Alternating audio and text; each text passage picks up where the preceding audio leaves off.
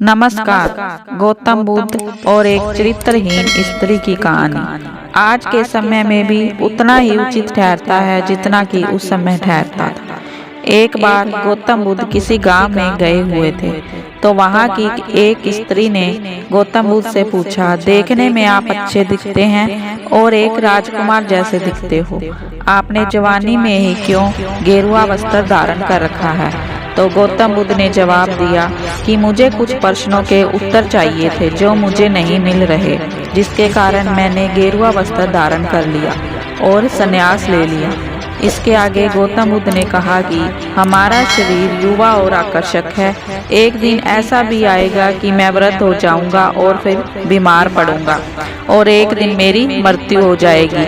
तो मैं यह जानना चाहता हूँ कि वृद्धावस्था, बीमारी और मृत्यु का कारण क्या है, इसका मैं ज्ञान प्राप्त करना चाहता हूँ। बुद्ध की बात सुनकर स्त्री प्रभावित हो गई और उसने उसे भोजन करने के लिए आमंत्रित किया।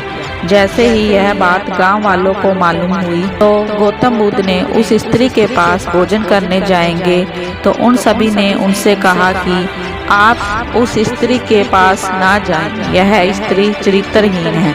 गौतम बुद्ध ने सच जानने के लिए सरपंच से पूछा कि क्या यह बात सच है, यह स्त्री चरित्रहीन है? सरपंच ने भी हाँ में हाँ मिलाया और बताए कि यह स्त्री सच में चरित्रहीन है। गौतम बुद्ध ने सरपंच का एक हाथ पकड़कर कहा कि अब ताली बजाकर दिखाओ, क्या तुम एक हाथ से ताली बजा सकते हो? सरपंच ने कहा कि यह असंभव है कि एक हाथ से ताली तो बज नहीं सकती। गौतम बुद्ध ने कहा कि ठीक इसी प्रकार कोई स्त्री अकेले ही चरित्रहीन नहीं हो सकती। यदि इस गांव के पुरुष चरित्रहीन नहीं होते तो वह स्त्री भी चरित्रहीन नहीं होती। यह सुनने के बाद गांव के पुरुष शर्मिंदा हो गए और देखा जाए तो गौतम बुद्ध की यह बात बिल्कुल सत्य थी।